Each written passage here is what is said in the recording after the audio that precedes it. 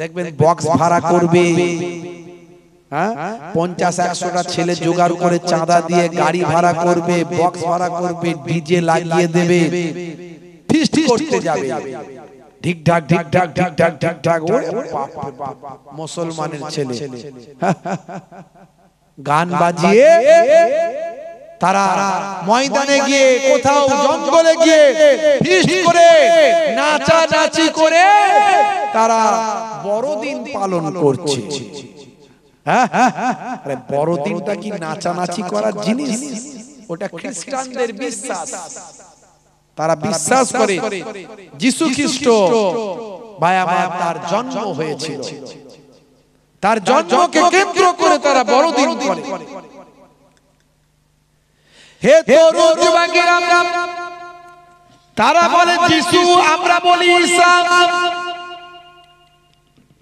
আমরা বলি মুসা, তারা বলে মোজেস, আমরা বলি মারিয়াম, তারা বলে মেরি, আমরা বলি আদম, তারা বলে অ্যাডাম, আমরা বলি মা হাওয়া, তারা বলে ঈভ, আমরা বলি দাউদ, তারা বলে ডেভিড, আমরা বলি সুলাইমান, তারা বলে সুলেমান, আমরা বলি ইব্রাহিম, তারা বলে আব্রাহাম।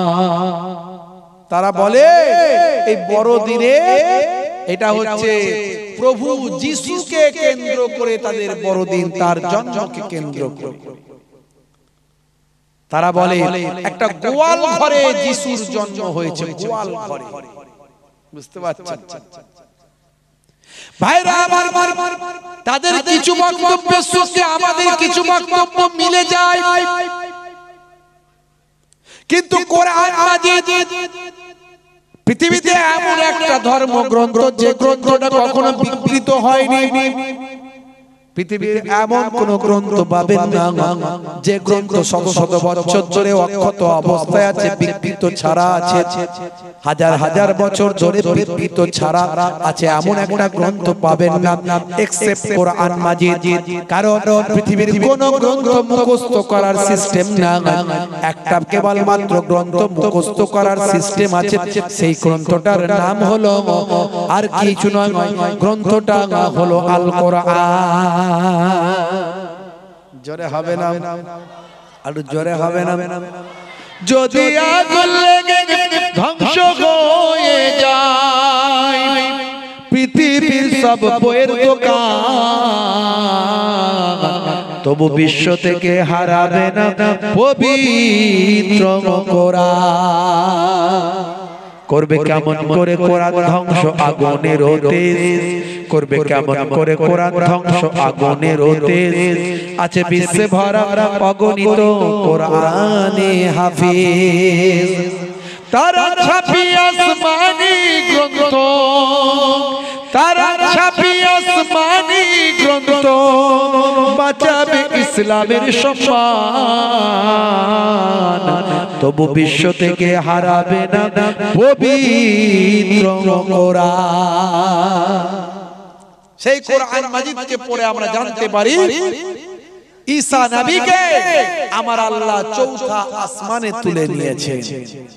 আর যে বেশি ঈসা নবীকে মেরে ফেলার ষড়যন্ত্র করেছিল তাকে আল্লাহ ঈসা নবীর চেহারা দান করে দিয়েছিলেন। মানুষজন তাকে ঈসা নবী মনে করে তাকে হত্যা করেছিল। আসলে আল্লাহ কোরআনে বলছেন ঈসা নবী মারেনি, ঈসা নবী মরেননি, ঈসা নবীকে কেউ মারতে পারেননি, তাকে সুলিতেও চড়ানো হয়নি, তাকে হত্যাও করা হয়নি। ঈসা নবীকে আমি আল্লাহ চৌথা আসমানে তুলে নিয়েছি। জোরে হবে না ভাইরা আমার, তরুণ যুবকেরা আমার? প্রত্যেকের ধর্ম বিশ্বাসকে আমি অশ্রদ্ধা করি না, তাদের বিশ্বাস তাদের কাছে, আমার বিশ্বাস আমার কাছে। বড়দিনটাই তাদের আনন্দ করেন, তারা উৎসব করেন, তারা প্রোগ্রাম করেন, তাদের প্রোগ্রাম করার অধিকার তাদের আছে, তোমার প্রোগ্রাম করার অধিকার তোমার আছে। বড়দিনটা খ্রিস্টান ভাইদের জন্য, কিন্তু তোমার জন্য নয়। তুমি যদি বড়দিনে গিয়ে তাদের সঙ্গে তাদের মতো হয়ে যাও তাতে ভালো কিছু হবে না, তাতে তাদেরকে অপমান করা হবে। যেমন ভাই আমার, কেউ ইমানদার নয়, সে যদি নামাজ পড়ে তার কি নামাজ কবুল হবে? সে বরং নামাজকে সম্মান করলো কিনা বলতে পারবো না। সে ঈমান না রেখে ওযু না করে নামাজ পড়লো মানে নামাজকে অপমান করলো। সে ওযু জানে না, সে ঈমান জানে না, সে নামাজ পড়ছে, তার মানে নামাজকে অপমান করলো। রোজা রাখছে, মাঝে মাঝে খাচ্ছে আর বলছে আমি রোজা রেখেছি। কথা ঠিক না? পিপাসা ভাই, যারা রোজা রাখে তারা বোঝে রোজাটা কি জিনিস। যাদের মধ্যে ঈমানের শক্তি আছে তারা জান চলে যাবে তবু এক ফোঁটা পানি খাবে না। আর যে একটু রোজা রাখার অ্যাক্টিং করছে যে আমি একটু রোজা রেখে দেখি কেমন লাগে, সে লোকের কাছে বলছে আমি রোজা রেখেছি, কিন্তু যখনই পিপাসা লাগছে কখনো পানি খেয়ে নিচ্ছে, কখনো জুস খেয়ে নিচ্ছে, বলছে রোজা রেখেছি। সে তো রোজাকে অপমান করছে। তেমন তুমি বড়দিনের কিছু বোঝো না, তুমি তাদের সে ধর্ম চেতনা ভাবনা তোমার মধ্যে নাই, তুমি বড়দিন পালন করতে যাচ্ছ, তার মানে তুমি তাদের ধর্মকে অপমান করছো। এটা তোমার জন্য চলবে না, নিষেধ। হে তরুণ যুবকেরা, হে আমার বন্ধুরা, শুনে রেখে দিন বাবা, জেনে রেখে দেন হে মুসলমান, আল্লাহর যারা নেক বান্দা হয়ে গেছেন, পৃথিবী বিখ্যাত ব্যক্তি হয়েছেন, তারা প্রকৃত ইসলামকে মেনেছেন, তারা প্রকৃত দয়ার নবীর সুন্নাত তরিকাটা মেনে চলেছেন।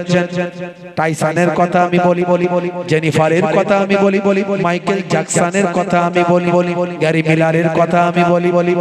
হে তরুণ যুবকেরা, আমার কিছুদিন আগে কাবা শরীফ তওয়াফ করছিল একজন ব্যক্তি, তার সারা শরীরটাই ট্যাটু করা। ট্যাটু বোঝেন, সারা শরীরে ট্যাটু করা। তার ইন্টারনেটে ভাইরাল হয়েছে, ছবিটা দেখবেন, আমাকে অনেকে পাঠিয়েছে। হে তরুণ যুবকেরা, লোকে বলছে মানুষটার সারা শরীরটাই ট্যাটু, মুখে ট্যাটু, গায়ে ট্যাটু, হাতে ট্যাটু, অথচ সে কাবা শরীফ তওয়াফ করছে। সে ভাই আমার ইহরাম পরে কাবা শরীফ তওয়াফ করছে, হজ করছে। এরকম ট্যাটু পরে ট্যাটু অবস্থায় কি হজ করা চলবে? হে তরুণ যুবকেরা, হে আমার বন্ধুরা, আসলে এই মানুষটা আগে মুসলিম ছিল না, আগে ইসলামের মধ্যে ছিল না, তখন তার শরীরে ট্যাটু ছিল। এমন অনেক ট্যাটু আছে যেগুলোকে ভাই আমার কেমিক্যাল দিয়ে তোলা যায়, আবার এমন অনেক ট্যাটু আছে যে ট্যাটু গুলো ভাই আমার জীবনে কখনো শরীর থেকে আর তোলা যায় না। ওই ব্যক্তির এমন কিছু ট্যাটু ছিল যে ট্যাটু গুলো কখনো তোলা যেত না। সেই ব্যক্তি হঠাৎ করে ঈমান কবুল করে বিশ্বনবীর শিষ্য হয়ে গেছে। তাকে জিজ্ঞাসা করা হয়েছিল আপনি কে, আপনার পরিচয় কি, হু আর ইউ? সেই সময় সেই ব্যক্তি বলেছিলেন আমি হলাম মিস্টার জোসেফ। পরবর্তীকালে জানতে পারা গেল এই জোসেফ আর অন্য কেউ নয়, ইনি হলেন মার্কিন বিখ্যাত ব্লগার। সারা পৃথিবীর মানুষ তাকে চেনে, ছোটখাটো ব্যক্তি তিনি নন, নামি দামি একজন মানুষ। সারা পৃথিবীর মানুষ তাকে চেনে, তিনি হলেন পৃথিবী বিখ্যাত মার্কিন ব্লগার, নাম হলো মিস্টার জোসেফ। তাকে জিজ্ঞাসা করা হলো হে মিস্টার জোসেফ, আপনি বিশ্বনবীর শিষ্য কেন হলেন? তিনি বলেন কোরআন মাজিদ আমি অধ্যয়ন করলাম, আমি বিভিন্ন ধর্মশাস্ত্র অধ্যয়ন করা শুরু করলাম, করতে করতে কোরআন মাজিদ আমি অধ্যয়ন করলাম। কোরআন মাজিদ অধ্যয়ন করতে গিয়ে যে সূরাটা সবচেয়ে বেশি আমার জীবনে হয় আমার জীবনে আমাকে হতবাক করেছে, অবাক করেছে, সেই সূরাটার নাম হলো সূরা আসর। এই সূরা আসর আমি যখন পড়লাম আমি অবাক হয়ে গেলাম। আমি আল্লাহর মহত্বের কথা চিন্তা করে আমি বিশ্বনবীর শিষ্য হয়ে গেলাম। সেই সময় মিস্টার জোসেফ বলেন আমি কোরআন মাজিদের একটা ছোট্ট সূরা, এই সূরার নাম হলো সূরা আসর। এই সূরা আসর নিয়ে আমি গবেষণা শুরু করলাম। এখানে আল্লাহ বলছেন ওয়াল আসর, আমার আল্লাহ সময়ের কসম করেছেন, আসরের ওয়াক্তের আসরের সময়ের কসম করেছেন। হে জওয়ান যুবকেরা, হে আমার মুরব্বিয়ানেরা, আমার আল্লাহ বলছেন ওয়াল আসর, ইন্নাল ইনসানা লাফি খুসর। আমার আল্লাহ বলছেন নিশ্চয় মানুষ ক্ষতিগ্রস্তদের অন্তর্ভুক্ত। সময়ের কসম করছি আমি আল্লাহ সময়ের কসম করে বলছি মানুষ ক্ষতিগ্রস্তদের অন্তর্ভুক্ত। আমি অবাক হয়ে গেলাম, সত্যি তো সময় একবার চলে গেলে আর ফিরে আসে না। যে সময়টা পার হয়ে যাচ্ছে সেই সময়টাকে কখনো ব্যাক করা যায় না। সময় কত কি মূল্যবান, সময়ের কসম আল্লাহ তাই করলেন। মানুষ ক্ষতিগ্রস্ত বললেন যে মানুষটা সময়ের মূল্য দেয় না, সে ক্ষতিগ্রস্ত হয়। সময়ের প্রাধান্য দেয় না, কোন সময়ে কি করা দরকার যে জানে না, সে সময়কে প্রাধান্য না দেওয়ার কারণে সে ক্ষতিগ্রস্ত হয়। আমি সময় নিয়ে চিন্তায় পড়ে গেলাম, গবেষণা করতে লাগলাম। আল্লাহ বললেন ইল্লাল্লাযীনা আমানু ওয়া আমিলুস সালিহাত ওয়া তাওয়াসাউ বিল হক ওয়া তাওয়াসাউ বিস সাবর। আমার আল্লাহ বললেন তারা ব্যতীত তারা ক্ষতিগ্রস্ত নয় যারা ঈমানটা এনেছে সেই মতো আমলটা করেছে, হকের পথে আছে, ধৈর্য ধারণ করেছে, এরা ক্ষতিগ্রস্তদের অন্তর্ভুক্ত নয়। এই সময়ের কসম খেয়ে আমার আল্লাহ মানুষ ক্ষতিগ্রস্ত বলে জানালেন। আমি অনেক গবেষণা করে দেখলাম সত্যি তো আমি ক্ষতিগ্রস্তদের অন্তর্ভুক্ত। আমি সময়ের মূল্য দিই না, সময়কে ঠিকভাবে ইউটিলাইজ করি না। সেদিন আমি গবেষণা করতে করতে করতে করতে একটা সময় বিশ্বনবীর শিষ্য হয়ে গেলাম। জোরে হবে না, জোরে হবে না। পৃথিবী বিখ্যাত বিখ্যাত ব্যক্তিগুলো দয়ার নবীর শিষ্য। কেন? তারা কোরআনকে অধ্যয়ন করেছে, রাসূলের হাদিসকে অধ্যয়ন করেছে। এর দ্বারাই প্রমাণ হয়েছে কোরআন সত্য, রাসূলের হাদিস সত্য। আর মুসলমান আমরা নামাজ ছেড়ে দিয়েছি, সেই কোরআন ভুলে গিয়েছি। আজ থেকে প্রতিজ্ঞা করুন নামাজ ছাড়বেন না, রাসূলের সুন্নাত ভুলে যাবেন না, রাসূলের তরিকা ছেড়ে দেবেন না। অনেক সুন্নতের কথা বললাম, কিন্তু কোন সুন্নত কবরে গেলে দেখা যায় না। একটা সুন্নত কবরে গেলে দেখা যায়, সেটা হলো মুখের দাড়ি। অনেকে দাড়ি রাখতে লজ্জা লাগে, অনেকে দাড়ি রাখতে লজ্জা লাগে। হুজুর আমার বড় লজ্জা লাগে, দাড়ি রাখতে পারি না। ভাই দাড়িটা এখন মুখের সৌন্দর্য, মুখের ফ্যাশন। বিরাট কোহলি দাড়ি রেখেছে, হরভজন সিং দাড়ি রেখেছে, লিওনেল মেসি দাড়ি রেখেছে, তো আপনার রাখতে লজ্জা কিসের? হাসিম আমলা এত বড় দাড়ি রেখে সারা পৃথিবীতে দাড়ি ইসলামের সুন্নতের প্রমোট করছে। মঈন আলী খান, জুনায়েদ জামশেদ, ইউসুফ ইউহানা ভাইরা আমার, এরা সব বিশ্বনবীর শিষ্য হয়েছে। আর আপনার লজ্জা কিসের? এখন নায়ক গায়ক খেলোয়াড় প্লেয়ার নেতা মন্ত্রীরা দাড়ি রেখেছে। আমি আপনাকে বলছি না আমার মতো মুহিবুল্লাহ হুসাইনের মতো বড় দাড়ি রাখুন, আপনি ছোট রাখুন। লজ্জা লাগছে ছোট রাখুন, কিন্তু ফ্যাশন মনে করে নয়, নবীর সুন্নাত মনে করে। কবরে গেলে আমি অনেক সুন্নতের কথা বললাম। ডান দিকে কাত হয়ে ঘুমানো সুন্নত, বসে পানি পান করা সুন্নত, চেটে পুটে খাবার খাওয়া সুন্নত, পায়ের গিরার উপরে পোশাক পরবেন, নিচে পরবেন না, পেচ্ছাপ করে পবিত্র হবে। হ্যাঁ, কত সুন্নতের কথা বললাম, কিন্তু কবরে গেলে কোন সুন্নত দেখা যাবে না। একটা সুন্নত দেখা যাবে, সেটা হলো মুখের দাড়ি। জোরে হবে না? মুনকার নাকির ফেরেশতা যখন বলবে মান রব্বুকা, দেখতে পাবেন মুখে দাড়ির দেখা। হতে পারে ওই দাড়িটা হবে তখন নাজাতের জারিয়া। ভাইরা আমার, কোরআন সত্য যদি হয়, রাসূলের হাদিস যদি সত্য হয়, রাসূলের সুন্নাতগুলো যদি সত্য হয়, আপনি মেনে চলুন। বেশি আলোচনা নয়।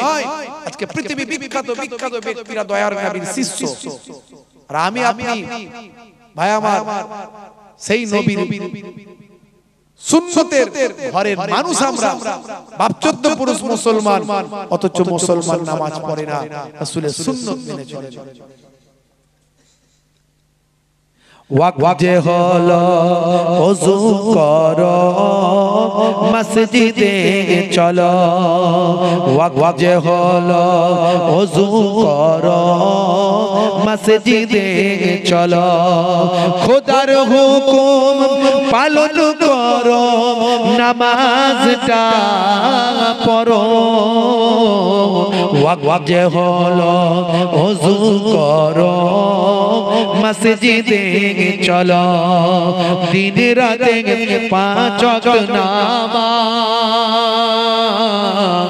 পড়লে পাবে ভাই জান্নাত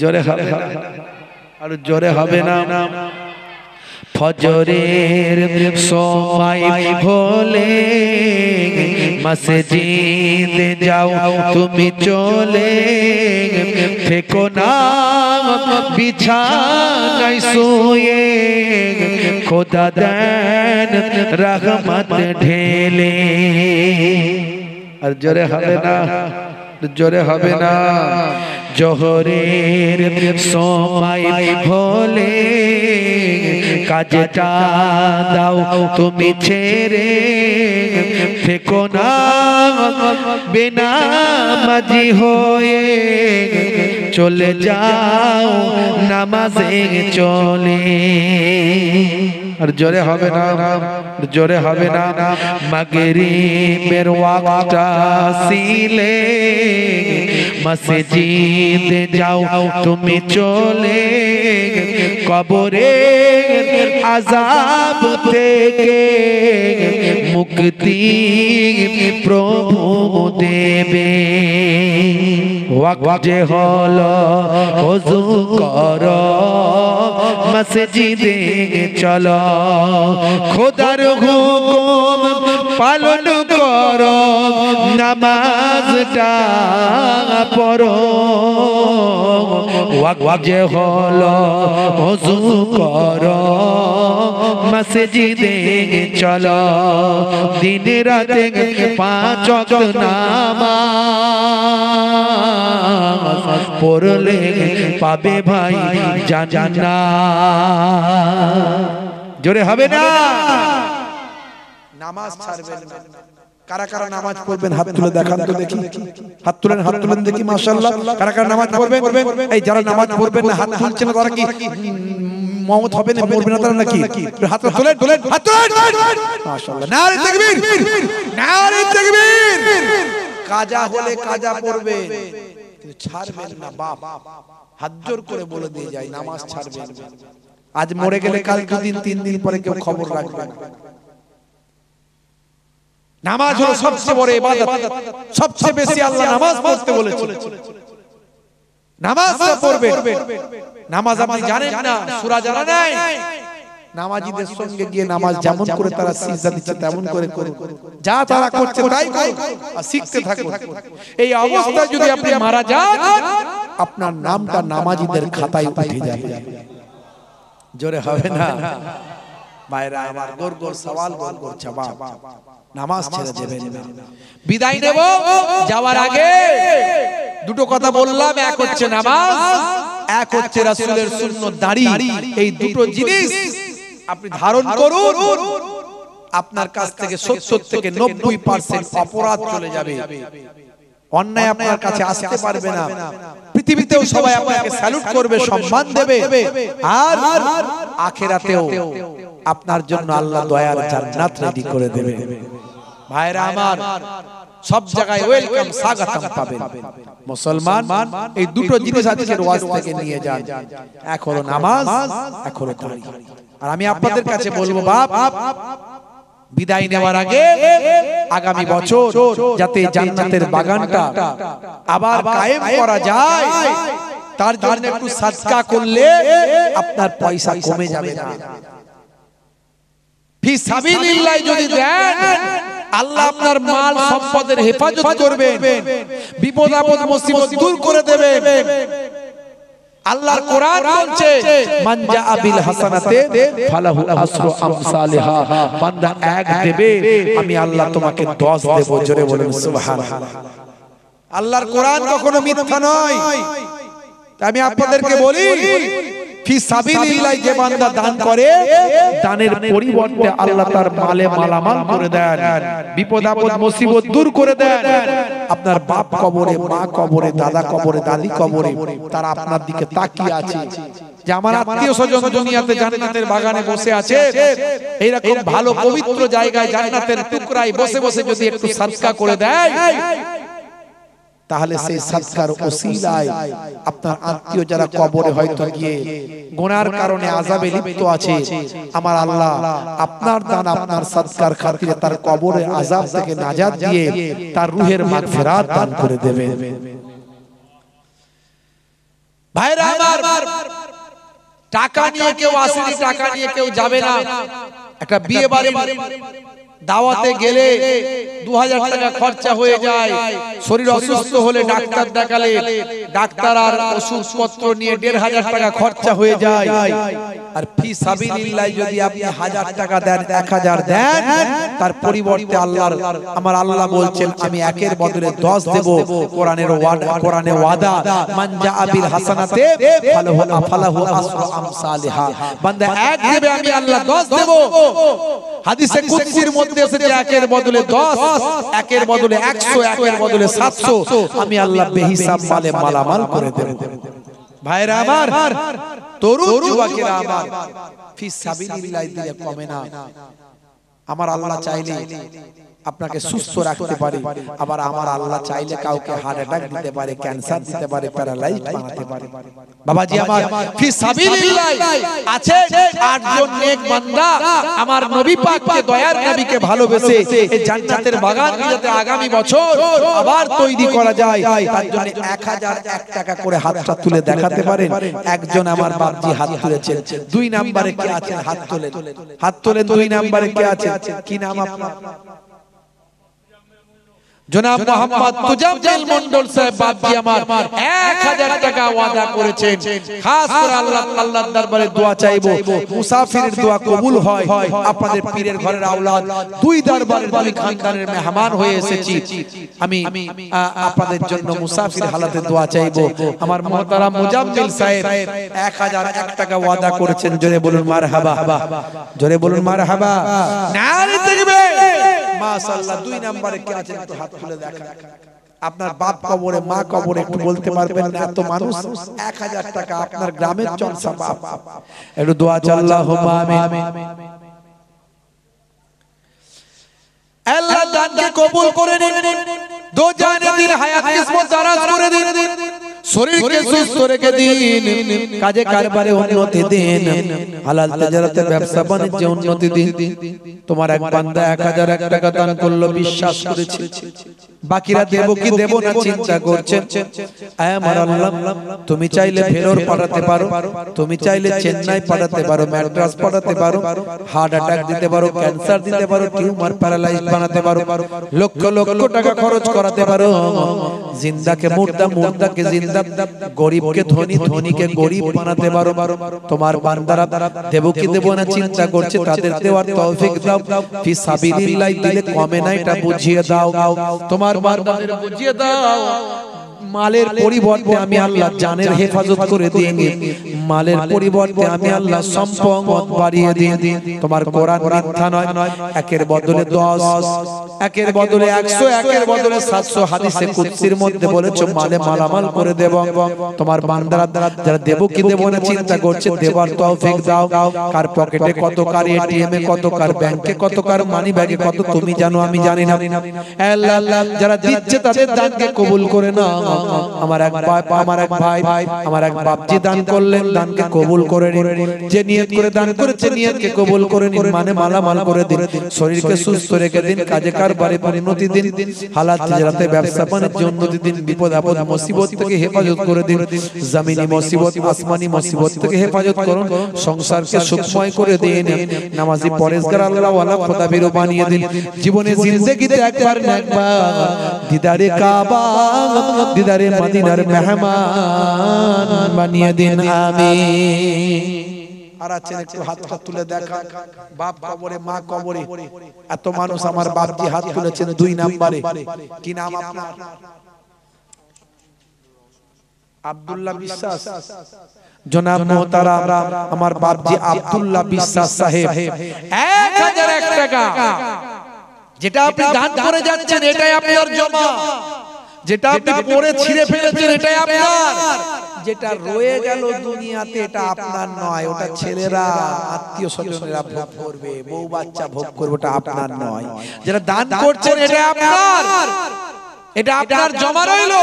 এই দানের ওসিলায় আল্লাহ আপনার সাদকাকে কবুল করে নিয়ে জীবনের গুনাহ maaf করে দেবে, কবরটা গোলাপ ফুলের বাগান বানিয়ে দেবে। আমার জনাব মুহতারাম আব্দুল্লাহ সাহেব, আমার বাপজি, তিনি 1001 টাকা,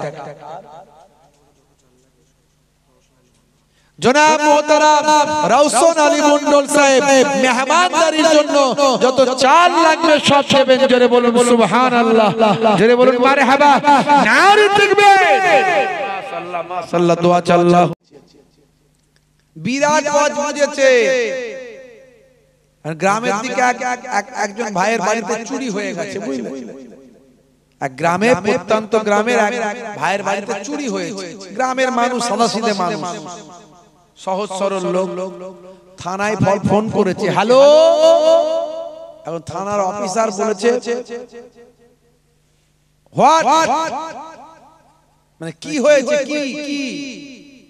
যখন হোয়াট বলেছে ইংরেজিতে, তখন এদিক থেকে লোকটা ঘাবড়ে গেছে, ঘাবড়ে গিয়ে বলছে বাবা ইংরেজি চালাচ্ছে, বাবা ইংরেজি চালাচ্ছে, তা আমাকে ইংরেজি বলতে হবে।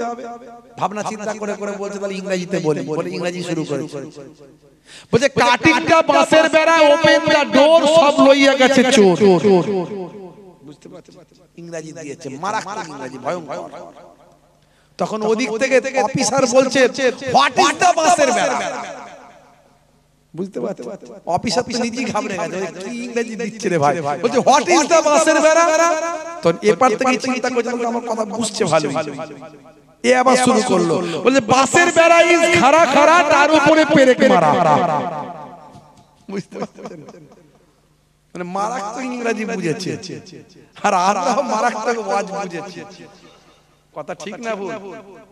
ওরে সর্বনাশ, জলসা বুঝেছি মানে খালি কখন খাবারটা আসবে, খানাটা খাবো, ভালো করে রেডি হয়ে আছে। কথা ঠিক, অনেকে আছে, সবাই ওয়াজ শুনে বুঝতে হয়।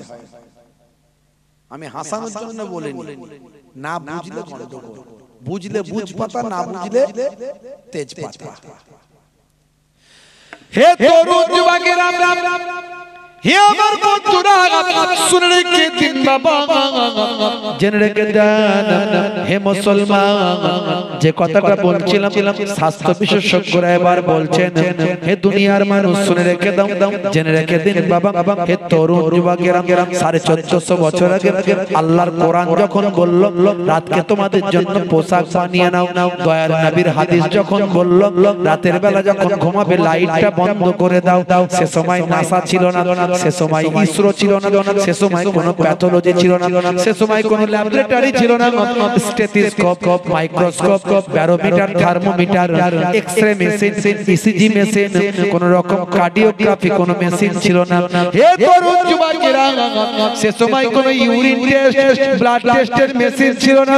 ভাইরা আমার, সেই সময় আল্লাহর কোরআন যা বলল, নবীর হাদিস যা বলল, আজকের যুগে বিজ্ঞান আর বাস্তবতায় পরিণত হয়।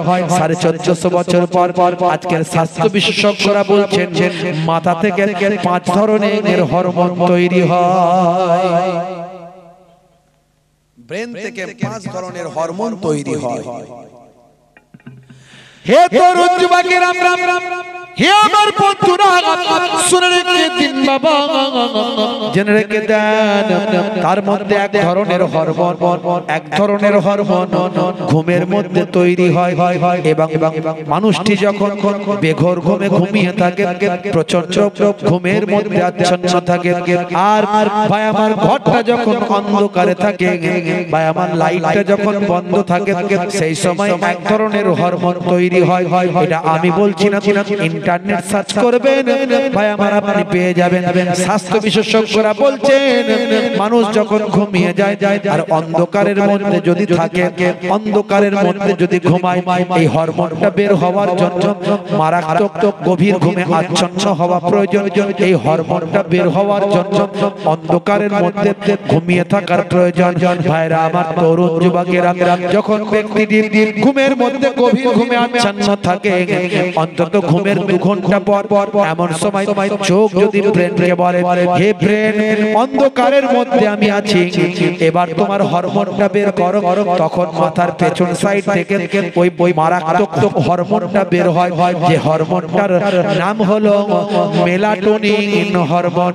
হে তরুণ যুবকেরা, এই হরমোনটা বের হয়ে শরীরের ব্লাডের সঙ্গে মিশে যায়, শরীরের রক্তের সঙ্গে মিশে যায়, শরীরের রক্তের সঙ্গে মিশে গিয়ে স্বাস্থ্য বিশেষজ্ঞরা বলছেন ক্যান্সারের জীবাণুকে প্রতিরোধ করে। জোরে হবে না? ক্যান্সারের মতো একটা মারাত্মক রোগ থেকে এই হরমোনটা আমাদের বাঁচতে সাহায্য করে। জোরে বলুন সুবহানাল্লাহ। আর এই হরমোনটা তৈরি হওয়ার জন্য অন্ধকার ঘরে ঘুমানো চাই।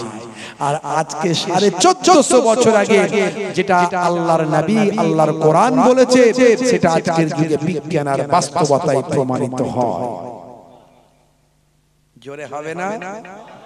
মুসলমান, এই কথার দ্বারা আপনাকে আমি কি বোঝাতে চাইছি? এটাই বোঝাতে চাইছি যে কোরআন সত্য। একটা উদাহরণ দিয়ে বোঝালাম, আরো কয়েকটা বলেছি, বেশি বলতে চাইছি না। কোরআন সত্য, রাসূলের হাদিস সত্য, তার প্রমাণ অসংখ্য আছে। তাহলে এর পরেও আপনি নামাজ কেন পড়ছেন না? এর পরেও রাসূলের সুন্নাত কেন আপনার মধ্যে নাই? হে তরুণ যুবকেরা, হে আমার বন্ধুরা, মুসলমানের ছেলে শাহরুখ খানের ভক্ত, সলমান খানের ভক্ত, বিরাট কোহলির ভক্ত, হে তরুণ যুবকেরা, হে আমার মুরব্বিয়ানেরা, ভক্ত আপনি আজকে রাসূলের হয়ে যান, দয়ার নবীর ভক্ত হয়ে যান। পৃথিবী বিখ্যাত বিখ্যাত ব্যক্তিরা আমার আপনার নবীর ভক্ত হয়েছেন। কেসিয়াস গেলে থেকে টাইসন গ্যারি মিলার থেকে জেনিফার, মাইকেল জ্যাকসন থেকে ইরিমা দিমাত্রিয়াঙ্গ, পৃথিবীর বিখ্যাত বিখ্যাত ব্যক্তিগুলো আজকে দয়ার নবীর ভক্ত হয়েছে, আমার আপনার নবীর শিষ্য হয়েছে। হে তরুণ যুবকেরা, শুনে রেখে দিন, জেনে রেখে দিন, মুসলমান আজকে নায়ক গায়কের ভক্ত হয়ে সেই কৃষ্টি কালচার আমরা মেনে চলি বাবা। হে তরুণ যুবকেরা, এই যে সামনে বড়দিন আসছে, বড়দিনে মুসলমানের ছেলেরা